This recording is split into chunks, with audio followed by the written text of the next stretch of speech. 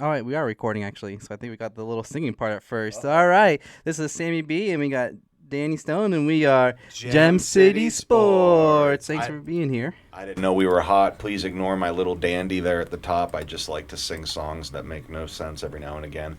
I wanted, if I might, I just wanted to, I'm not going to correct anything, but for our listeners, our viewers out there, I just want you to know that I will try to do a better job going forward of giving you facts. I know that listening to the last few episodes, I'm wrong about some dates, I'm wrong about some informations. For example, and I know this is a football show, but we talk a little baseball here and there. I was talking about the San Francisco Giants playing the Rangers last week. Well, I was wrong. They were playing like the Angels, and they just started playing the Rangers yesterday. So just bear with me. You know, eventually we'll get a stat boy, but for right now, we're just doing the best we can with what we got. It's hard because we're going live, and today's August 12th, and yeah, we go live, and we think on the spot. It's hard to think of words. Last week I was struggling over some words, so yeah, that was good. That was good. I mean, August 12th, we had the Rams. As you remember, we are Rams fans. Rams preseason game today against the Chargers. Are you going to watch it?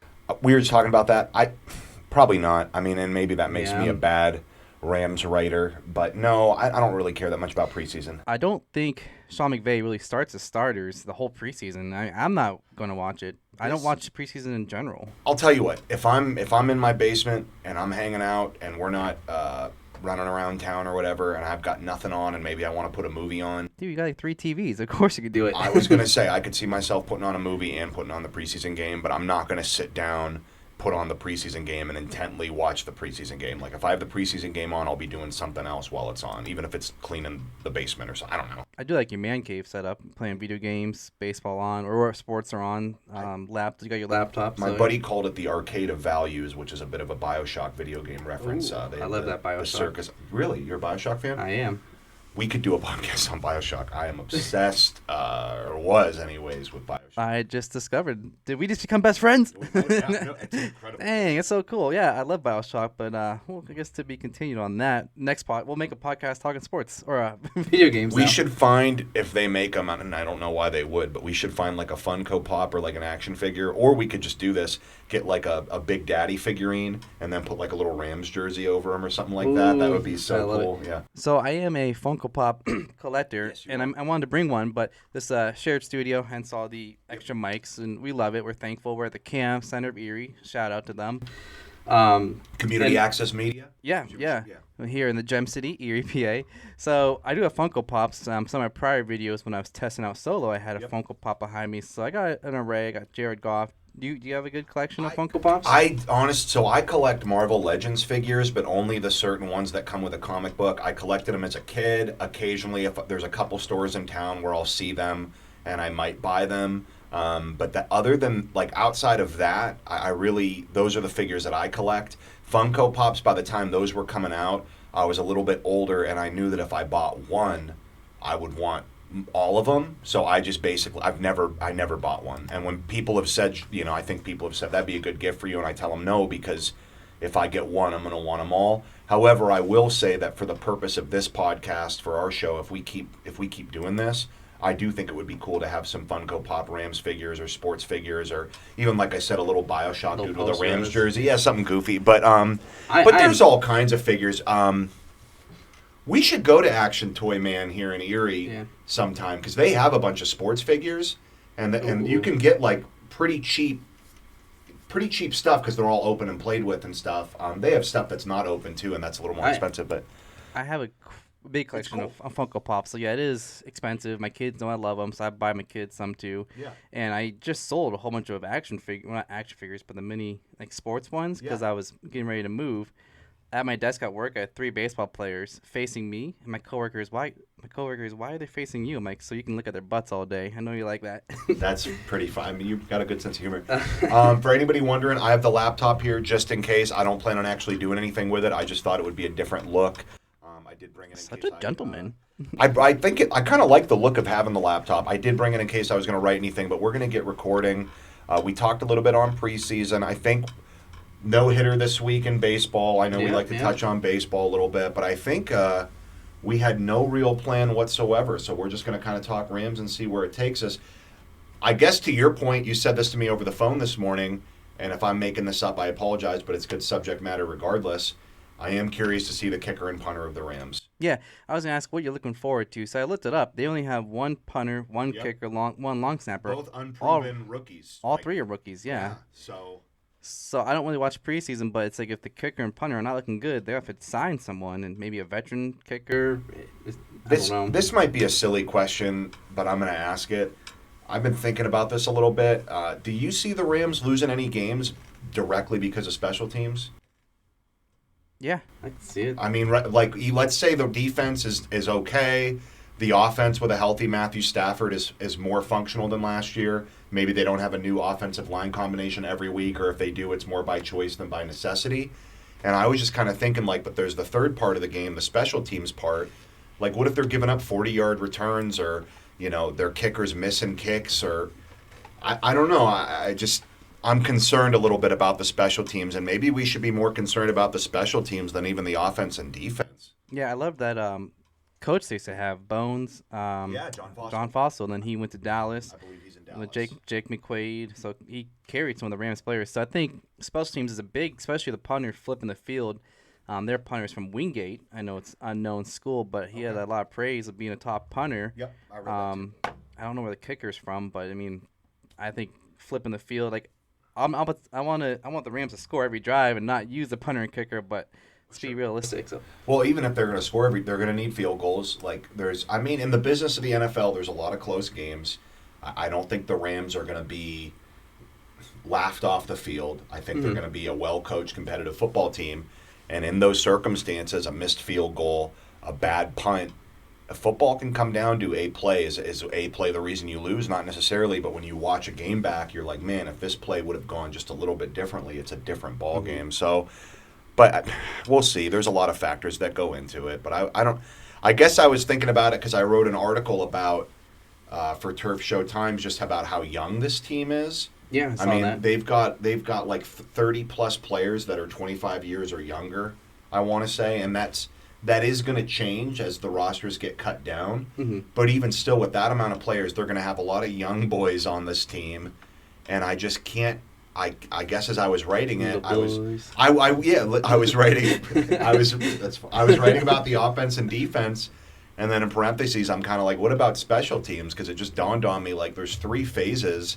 Yeah. And man, I just don't know if the special teams unit for the Los Angeles Rams is getting enough attention. That's going to change really quickly come week 1. Or even today, like if this special teams unit looks bad, that's going to be the talk of the town. Like I think it's going to be like this. We were worried about the offense, defense. What about this special teams unit? So, and plus, if I may, and please cut me off at any point when you're ready to roll, but I want to throw this out there. You sent me a video a few weeks back. I can't think of the guy's name. We probably should name drop him, but that video where he predicts the Rams to go 4-13. Mm-hmm. It makes sense. Like he goes game by game, and it makes sense. I memean, he says 4-13. You and I did our little run through, and we had him at 9-8, which is a lot more exciting than 4-13. But man, I guess I just go back and forth. I'm so inconsistent. Like sometimes I think this team might surprise you, and then other times I have real worries for this season that this is going to be another down year. But I guess the big thing, and I don't think the team shied away from this, they've kind of said it without directly saying it, like they are building for 2024. Yeah. They've got a ton of cap room in 2024. There's going to be some new free agents that come available in 2024, as there is every year. So, I mean, this could be a down year, but it doesn't mean it's going to be a down 10 year. Yeah. No, I don't want to stop you from talking. I think I'm a casual fan where I love the Rams. I watch them. You as a writer are more following the team. I don't really follow the press conferences, so I love to hear it.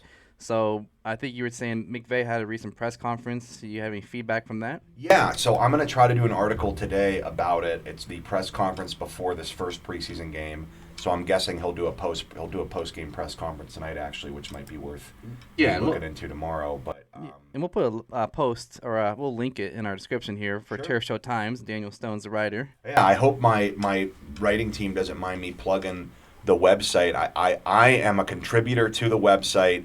I would not say I'm the best writer on the website I love all the articles, stretch. yeah. I have a lot of fun with it. I'm really honored to be on the team. As far as this latest McVay press conference goes, I'm going to have to watch it a few more times and type up some quotes. I think my takeaway from it, and this is just me watching the press conference, he just seems ready to coach. Yeah. He seems ready. Sean McVay seems ready to get on the field. He's got a little bit of a stubble. He just has this look of he's itching to get on the field and see what his guys can do against another team and some regulated NFL. Even though it's preseason, it's regulated. Mm-hmm. Practice is great, but I mean, I think we all got to admit, and I get it. You got to practice to make perfect or whatever, but it's all about the games. I mean, and this preseason one game is the first step into a very exciting road where we're going to get real football. I'll say this too, backtracking. That guy that said the Rams are going to go 4-13, he was talking smack on Rams House. He was like, "You guys call yourself Rams House." He's like, "That's so corny." That's funny. I want to say this: the dude's a Patriots fan. Like they live on Patriot way. Like that's as corny as Rams House. Like I'm a Patriots hater. What can I say? That's all right. I mean, and Sean McVay, he's kind of building his own coaching tree right now. Kevin O'Connell too. Yeah, that's a coaching tree. Like these are offensive coordinators that moved on from him. You got Brandon Staley with the Chargers. Well, Zach right, Taylor, and he was defensive, but and then Zach Taylor with Cincinnati. So he's building his own tree, and I love Sean McVay. So after last season, when they talked about is he gonna retire, I was really sad. I'm like, I don't even know who would replace him. I feel like we're not ready. I think he should leave when Donald leaves, which kind of segues into my next topic. You mentioned Donald is reporting he's in his best shape of his life, where he's feeling healthy and feeling good. That was the latest random ransom that we put together. And I guess he said, what do you think of that? Do you think I thought that was a crazy thing to say. How many games did he miss last year? So he's hungry. Can you imagine? I'm 30, in my 30s. He's 30, 31. And he's saying he's in the best shape of his life. Like, I'm just like, how, dude? Like, that's incredible if you really are in the best shape of your life in your 30s. Like, I'm spellbound by the man. Yeah, I think Mike Trout just had a birthday, and I'm like, hey, I'm older than you by a few months. What the heck? I don't look like that. No, I mean, Mike Trout's... I hope he's doing it. I mean, right now it's just OTAs, so they're not hitting hard. Don't want to go off topic. I think I saw Micah Parsons for the Cowboys. I think they pulled him from practice for hitting Dak too hard. So it's like, how much is Donald? How hard is he going in practice? He's probably not going to play at all in preseason. Like I said, McVay doesn't play his starters. Him, Stafford, and Kupp, from what I understand, will not see a down in preseason, and that's been the plan all year. Now, what's a little bit different from what I'm reading, and we'll actually find out tonight, what's a little bit different than preseasons past, I guess Sean McVay has been quoted as saying this is going to be closer to 2017 when he first got to L.A., because he doesn't have a total familiarity with this team yet. Mm-hmm. So he needs to see what he has. He knows what he has in his big three, Donald, Stafford, Kupp. I think we all do. If they're healthy, they're game changers, they're game wreckers. But these other guys, it might be good for them to get on the field. Even young Steve Avila, like, I don't think he needs to play them more than 5, 6, 7, 8, 9, 10 snaps. But I do think you want to get guys on the field. Just get them in the condition of getting to and from the sideline in an NFL game. Because it's I've never played college football. I've never played NFL football, obviously. But I have to think it is a different animal. Just the logistics of it, getting on and off the field, knowing when you're going on the field because your unit's being called, running in and running out for the pregame, for halftime, all that. It is a different thing, and I just think getting the familiarity with that aspect of it is as important as actually putting your hand in the grass or the turf and taking live snaps. There's just so much that goes into an NFL game that we probably don't always think about because we're just so focused on the actual game, the content. Yeah, I'm ready for football to get here. I hate preseason. Like, just get to the regular season. I've been calling it the cocoon that holds the beautiful butterfly. Oh, yeah. Dang. It's like boring, it's slow, but once we get through preseason, like, it is live action. Like, it is going to be here before we know it. I feel like the season ended just yesterday to some extent. Like, I remember Baker Mayfield throwing that interception to Seattle and then knowing that we're going to lose this game and Jared Goff's not going to go to the playoffs, which I was bummed about last year.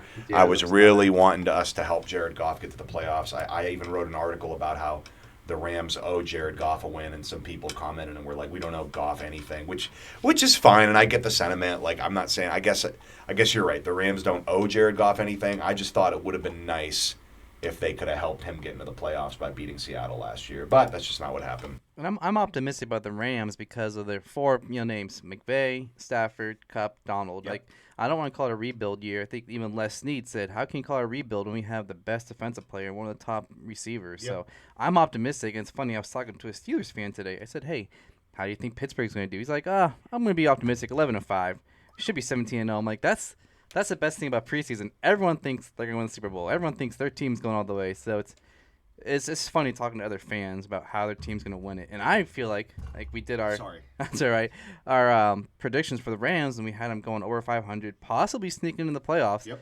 And then they can come out flat. So it's just the best time of year as a fan. Every fan thinks they're going to win it all. They can easily start the season 1-3, 1-4, because I believe it's Seattle, San Francisco, Cincinnati. Like, they could be on. But I think we should go to the Cincinnati game and cheer them on. We will be the difference maker, the 12th man. I know that I'm supposed to be doing the game day thread, so I would have to get approval from the website. It's like a 5-hour drive, so gosh, it'd be a drive. It would be a commitment if we were to do it. Yeah, I mean, I guess it depends on how the first two games go, because if they're 0-2 and they're not looking good, I mean, I don't know. But it'd be fun. So. Pittsburgh or Buffalo is a little easier, but they're not playing them this year. Did you see? Well, they are playing Pittsburgh, but in LA. Otherwise, I would. Oh, I would totally do that in Cleveland too, because as we said, we're 2 hours from those two cities. I wish they were here. I think going forward, if I can, I do think I want to catch more games. So it just is a matter of me going for when they're in Buffalo, Cleveland, or Pittsburgh, because that is so much closer than Cincinnati. But we can circle back. We'll have the conversation. Yeah. I know our listeners would love to see us go to Cincinnati and get some game day footage and some screenshots. We can even. Do a couple short videos. Outside. Yeah, have you talk to Gem City Sports? What's going to happen? We want to get beat up, but we could do our own thing for sure. We could do a couple shorts or something like that. We could record. We can get a hotel. Record in the hotel. Ooh. I was at a Bills game wearing my Rams jersey, and I remember people were just yelling at me, "You're leaving in a body bag," and I'm like, "What the heck?" They were just kidding. And I can't remember if it was Cleveland or Buffalo. I was at the urinal, the trough, going to the bathroom, and someone's like, "Hey, get him!" I thought I was gonna get beat up, and I'm like, "I'm not even in the same division as you." So fans take it serious. Were they serious? Were they joking? I don't know. You came out unscathed. I'm still here, but it was scary. I had a beer bottle thrown at me leaving Cleveland. Oh, wow. Thankfully, it's plastic. Yeah, but again, all the games I went to were Bradford days, so I had my same. I just remember someone yelling at me, "You're leaving in a body bag, Bradford." I'm like, okay. I was a little kid.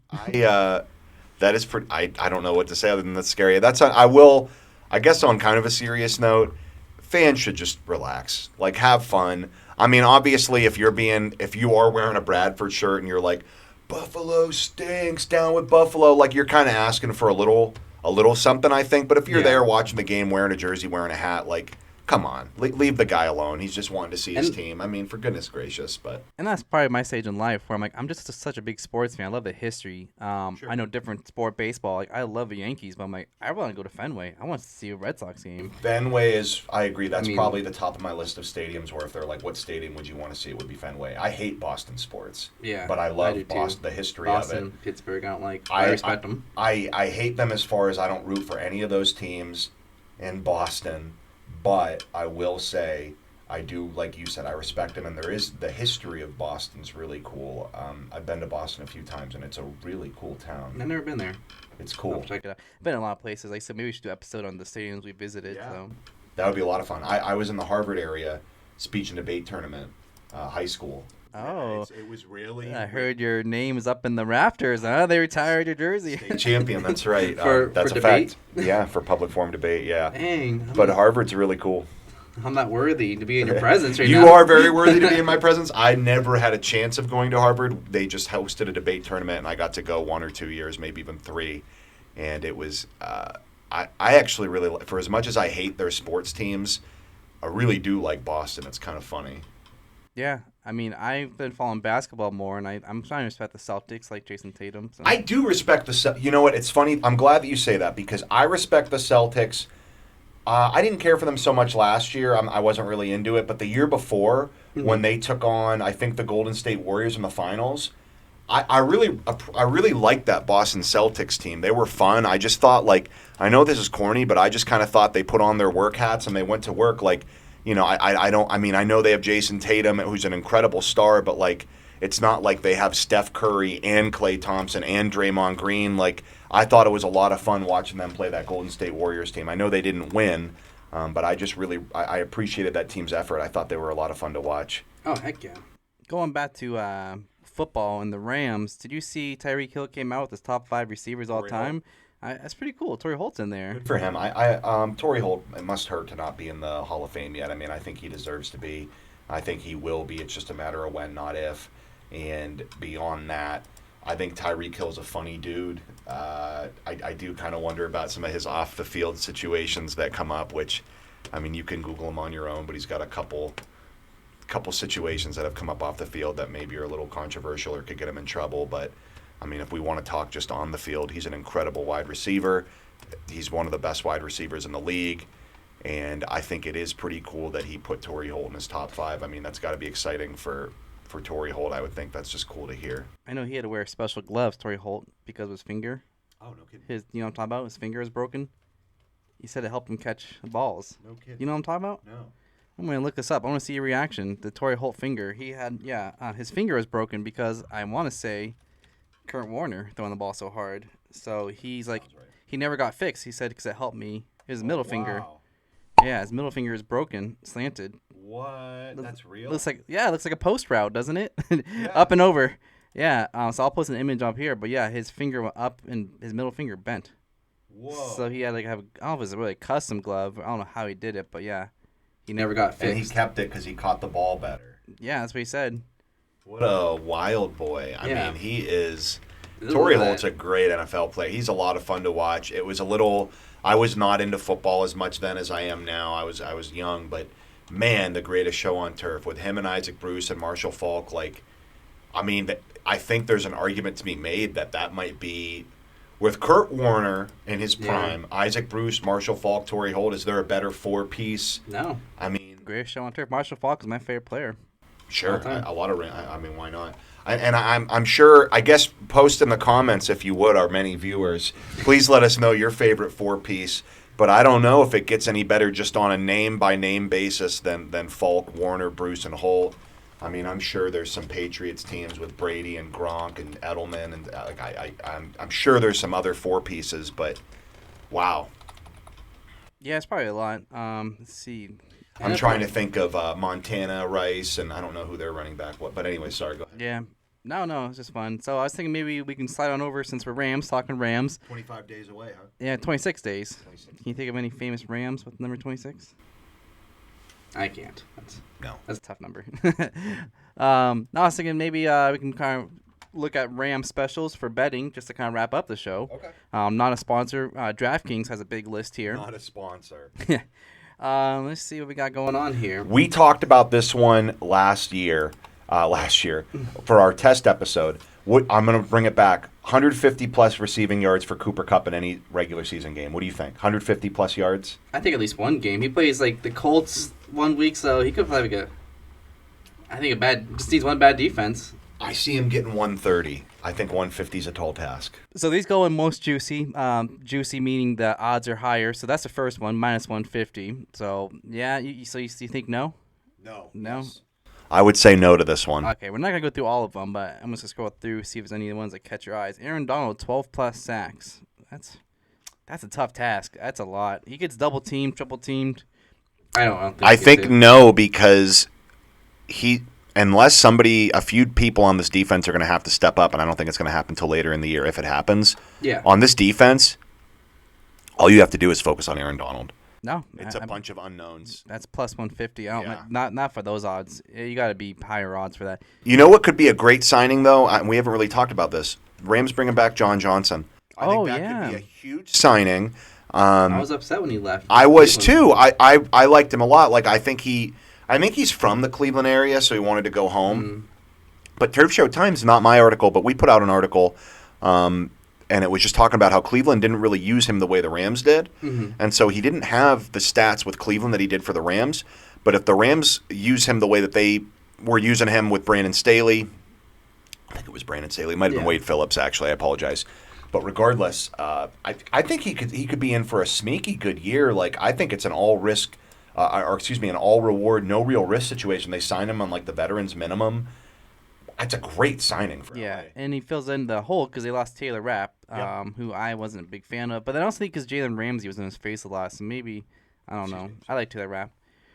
Going down, the Rams score one touchdown every single game. I do agree with you about Taylor Rapp. I just want to say Oh, that. yeah. Next one, plus 150. Rams score one touchdown every single game. Do you think they can do that? That's tough. No, I don't. And the same thing, plus 150. I want better odds than that. If you could guarantee me that Stafford's healthy all year, then I say yes. But if that dude, like, what if he gets hurt? I'm not saying he misses time, like long time, but what if he misses like the final half of a game and the offense hasn't been getting rolling? Like, I want to believe in Stetson Bennett, Yeah. but I would take the no. And these are all no. It's not yes or no. It's only yes if it happens. So there's no. Can you bet the opposite? So we're just going through just for fun, see what they got going on here. Any Rams player to have 15 plus regular season rush or receiving touchdowns? We talked about this. No, I Yeah. don't. I hope that eventually I'm wrong.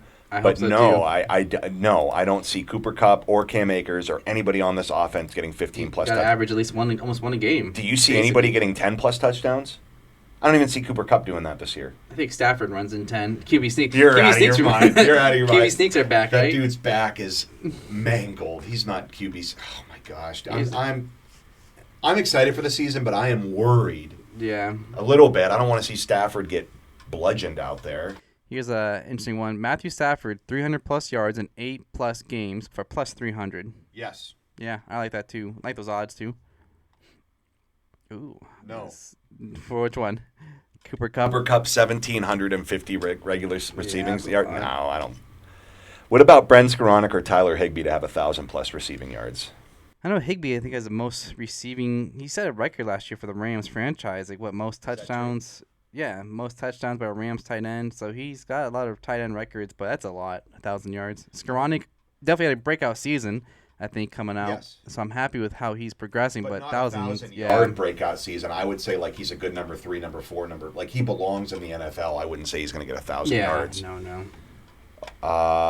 Team specials. Cam Akers 1,000 plus regular season rushing yards. Cooper Kupp 1,500 regular season. Yeah. For both of those to happen, be plus 1,000. That's pretty good odds, but yeah, that's a lot to ask for him. I mean, if Cam Akers gets 15 to 20 carries a game, Yeah. touches a game, he should break 1,000 yards in 17 games, right? Like Yeah. I think this rushing attack. I think it. Actually, that's gonna make my last topic. What I know Cam wanted out in Los Angeles, and I've seen you wrote articles. Where does he stand right now? And he's gonna be a good factor this year. As far as I know, him and McVay are all good. Him and the team are all good. I have no idea what happened with those philosophical differences.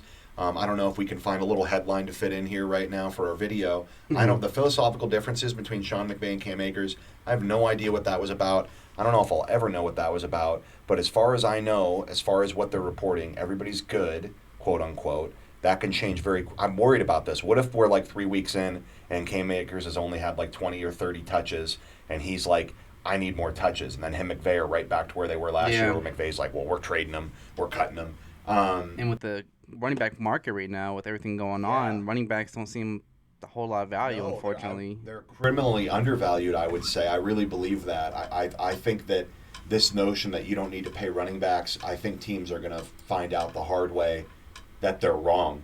I think what Minnesota's doing with Alexander Madison and not having Dalvin Cook, Yeah. I might look silly, but I think Minnesota is foolish for not keeping Dalvin Cook. I really do. I think this offense is going to take a step back. I could be wrong. Yeah. No. What do I know, right? No, I think that was good segment to end on. So, any other comments on the preseason game tonight? Anything to look forward to? I guess I'm hopefully, obviously, everybody stays healthy. I'm excited to see the special teams unit. I want to see this kicker get some kicks in. I want to see the punter get some punts in, which, like you said, I'm not going to say that in a regular season game, but for preseason, I want to see it. How he does, yeah. Yeah, absolutely. And then also, whether it's 1 snap or 10 snaps or 3 snaps, all eyes on Stetson Bennett, right? Yeah, I say I'm probably most fans. I just want to watch the quarterback. I want to see Bennett because Stafford, if he gets hurt, how's our backup? I think you need a good backup. So Yeah, I'm kind of interested to see how he does. And I wasn't happy with his pick, I'll be honest. He went in the 5th round, and they said he could have been 7th, 4th round. So he would have went undrafted. He was projected 7th or undrafted. So I'm like, we're reaching. I don't know. I don't know. I mean, if you like your guy, you like your guy, and I think that and hopefully we're still doing this podcast come draft cycle, because this is actually fun to talk about. I believe, and I apply this rule to fantasy, if you like a player, get him. Yeah. Like, get him. Like, who cares? Like, if you like a guy and you end up being wrong, then you were wrong. But, like, if you're just going to be kicking yourself saying, why didn't I get that dude? I should have drafted him around early. And it ends up not even being early, because if it pans out, you're like, I got him right where I needed him. I think Stetson Bennett actually is a good pick. I just also wouldn't be surprised if next year they draft another quarterback. And that's my thought. Looking at their schedule, yeah, we have them going over 500, but they could finish terrible and have a high draft pick. And it'll be the first round of Sean McVay's career. He hasn't drafted in the first round. He has never drafted in the first round as a head coach. Jared Goff was the last Rams first round pick. And that was before he got there, absolutely.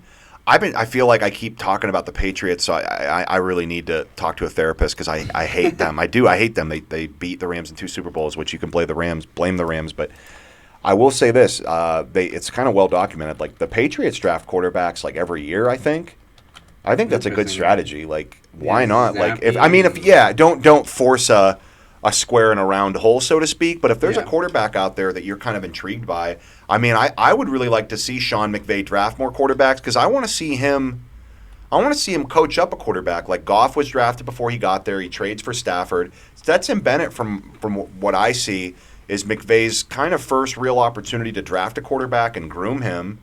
And that's exciting to me. I think Sean McVay is a very exciting head coach. I don't think that's a hot take. It's exciting. No, I love that idea, because McVay is definitely offensive driven. Yep. He was a quarterback in high school, and he was the high school player of the year over Calvin Johnson. Yeah, that is so funny. Yeah, so I think that's a good point. I want to see him mold a quarterback before he leaves, and then they can pass it on. So yeah, me too. That's why I don't want him to leave yet. But I'm like, I don't want Stafford to move on, but I kind of want to see a young quarterback come in and develop under McVay and Stafford. That'd be pretty cool. I know we're running a little long here, but I think just talking about Stafford, I think realistically, I can't see Stafford, even including this season, 3 years tops. I mean, I cannot envision a long-term plan with Matthew Stafford. Like, he's not going to be there beyond 3 years. God's money. I think he's good to go. I think he plays this year. I think if all goes well, he plays next year. And then I think at that point, he seriously is considering retirement. Maybe squeaks out one more year, depending on his health, depending on what the Rams look like. But I guess you could argue 3 seasons is a long time, quote unquote, but it's not. It's not like what the Chiefs have with Patrick Mahomes, where he's going to be there for another 10 years, or what the New York Giants are hoping with Daniel Jones, which I talk a lot of smack on Daniel Jones. Even Kyler Murray. Say what you want, but I think he has a longer career ahead of him than Matthew Stafford right now. Now, is he going to play as long as Stafford did in the NFL? I'm not saying that, but I think that in 3 years, Stafford will be retired. I would guess Kyler Murray's still in the league. Maybe I'm getting a little off topic. You know what? Can I say this too? Yeah. What if the Cardinals aren't that bad? Like everybody's just burying them. Like, what if they win 4 or 5 games? What if they're not that bad? I don't know. Not, but everybody's just burying them, and including myself. And it's like, we haven't seen one game yet. Like, we don't know. What's this? I was looking up the most. Brian Hoyer. What's he? The most active quarterbacks, like tenured. I was trying to see how long Stafford is. So it's his 14th year. So only Rodgers has been in the season longer. Now that Brady's retired, I was trying to see like how long he's been in the league for. These are just quarterbacks still. Where's Brian Hoyer? He's still in the league? Yeah, it's probably with the Patriots. That's crazy. What a lunatic. So Stafford, take out Brian Hoyer because he's a backup. So only one quarterback, has a longer tenure, and that's Aaron Rodgers. Mr. Rodgers himself. Mr. Rodgers himself. So 14 seasons. I think he might be hanging up soon, and I would be happy with it. He got the Super Bowl, so. No regrets. So awesome. Well, that was a good episode. So thanks for the input. And check out Turf Show Times. Please. And check out other videos. And from SamMeeBee and Danny Stone, this was Gem City Sports.